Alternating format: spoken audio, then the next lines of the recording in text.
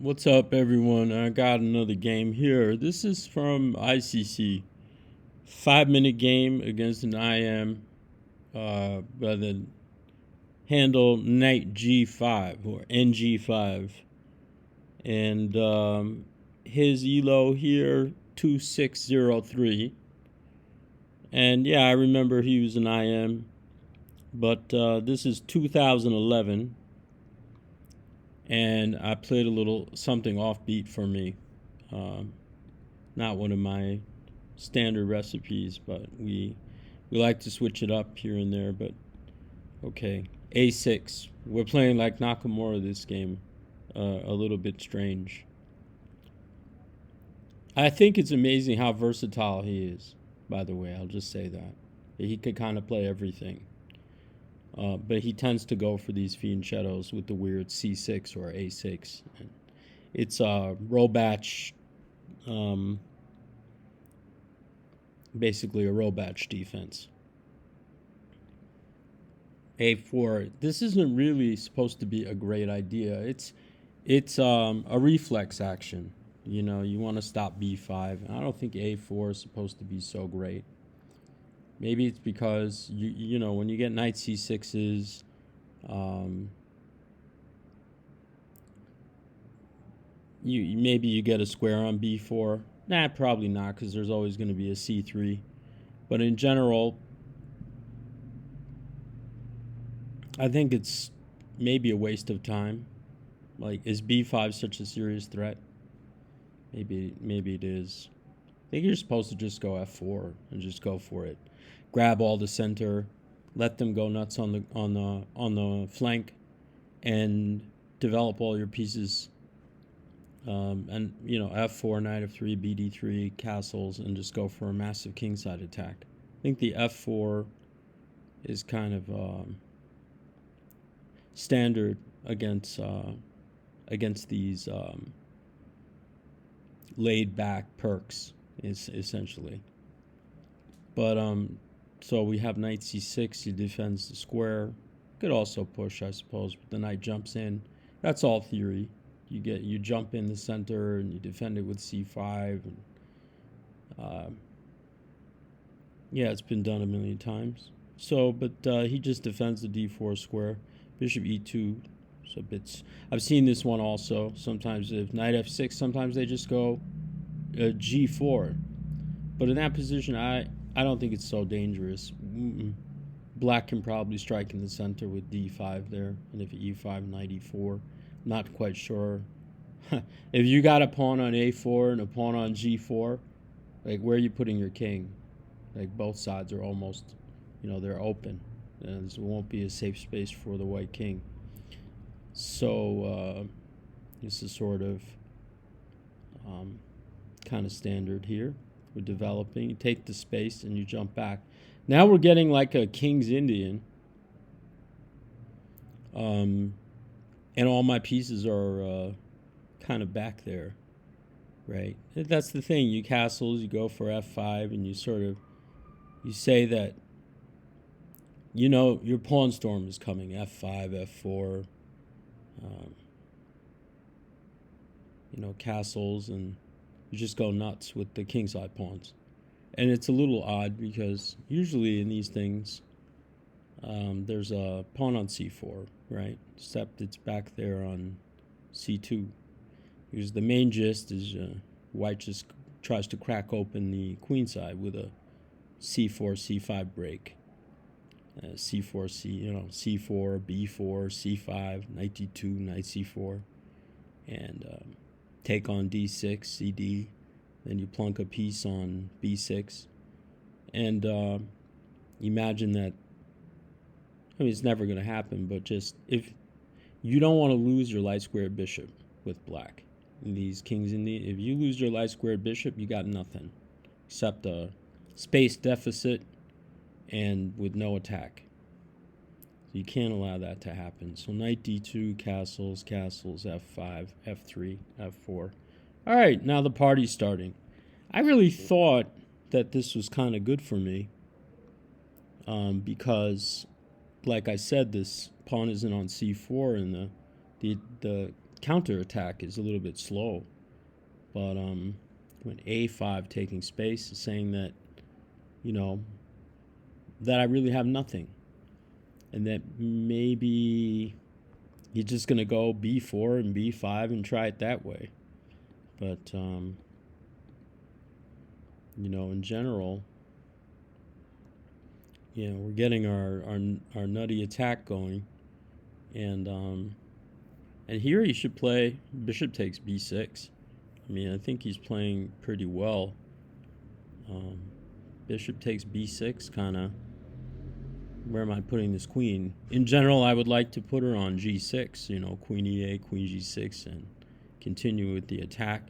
Say that the bishop is gone from the king side. They're defending. But if I go to queen e8, there's a knight c4 with an immediate tempo against my d-pawn.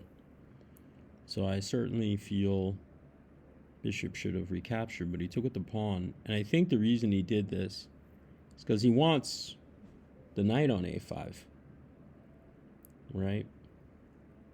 He wants the knight on a5, and well, that's where we're headed. So I have to defend the d pawn, right? He's attacking d6, and then he jumps here and goes after my b pawn.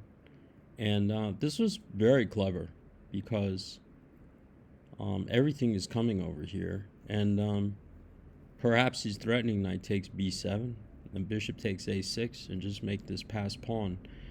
I'm not sure if it's enough compensation. I mean, it looks pretty good to me, because once he gets the pawn on b7, then there's a bishop a7 coming. It's going to attack the rook on b8. So it's just a matter of how good is my counterattack on the, like, if his bishops are over in no man's land, how strong is this pawn storm going to be? And that's very difficult to judge, especially in a 5-minute game.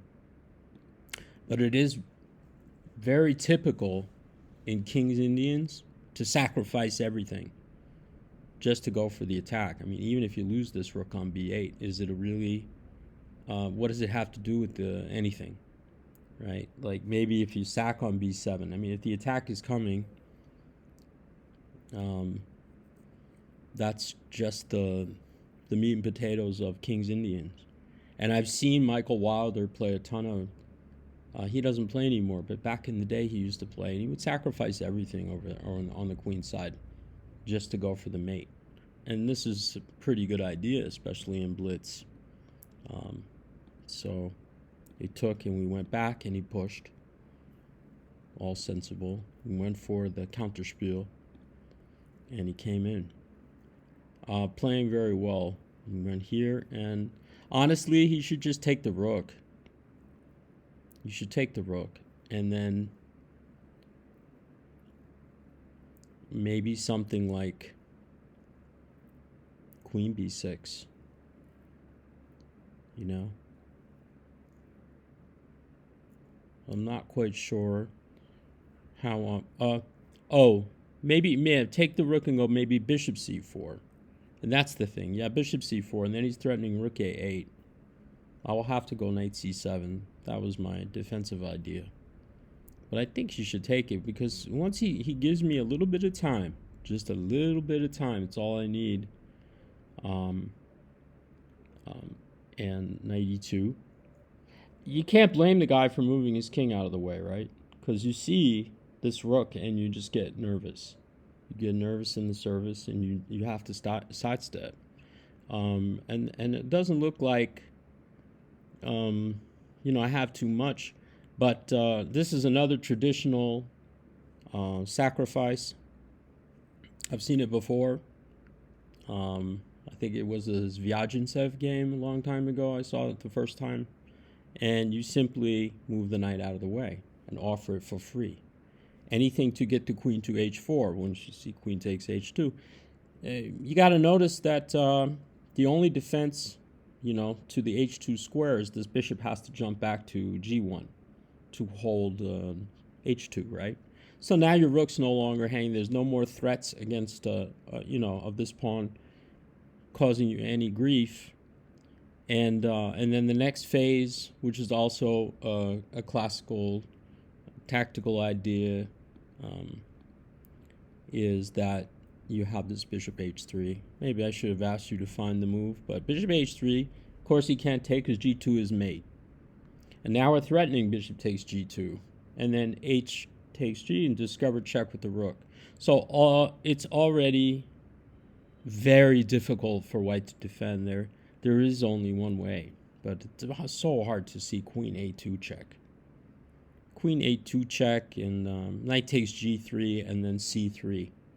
And that holds the the second rank.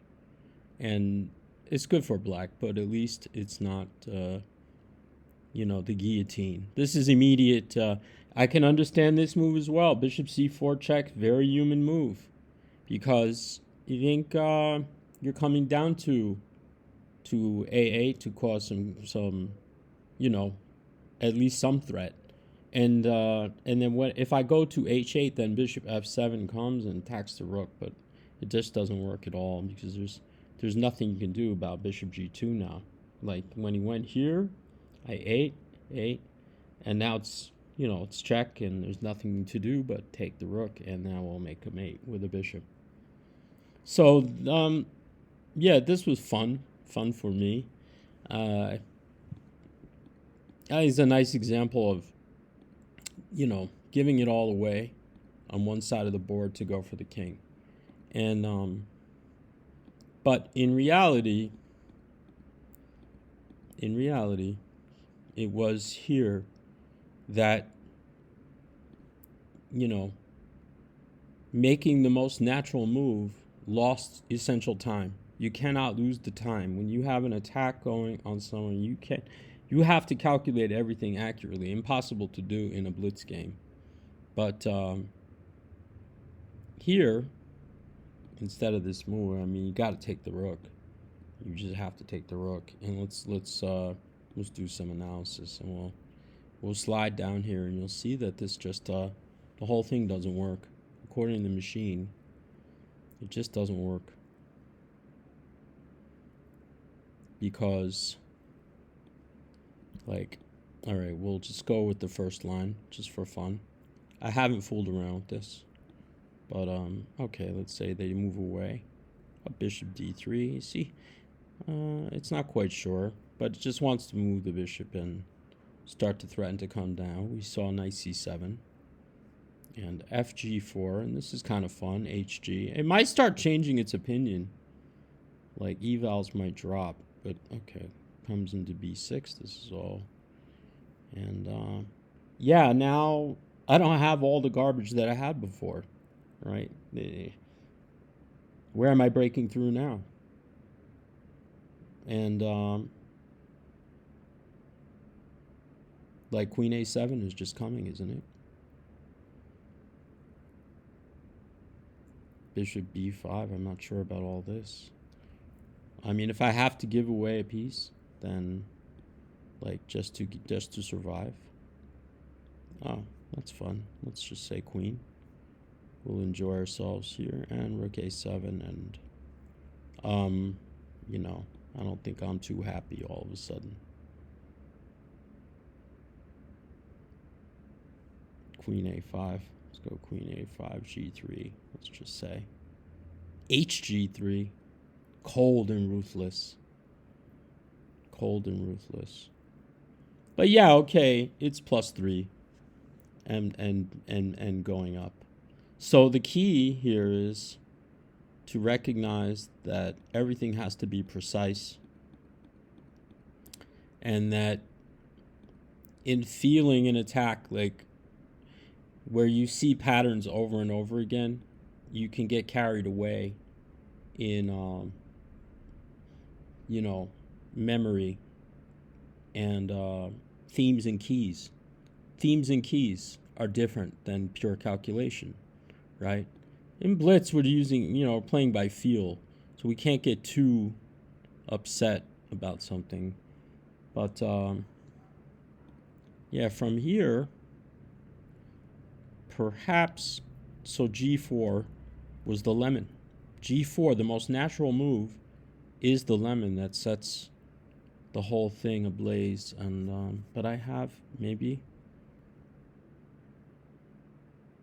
Now it's saying G4 is top line. First it said it was fresh lemon. All right, let's see if there's any way that I can save myself. In the game, I played rook G6, but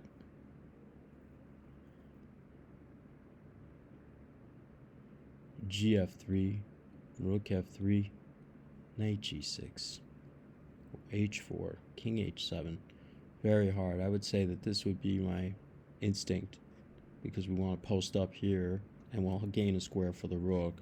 I mean, this has to be the most human. And just gobbles. Let's take it back. Take it back. Do, do, do, do. Take it back. Who knows that song? It's from Rocky.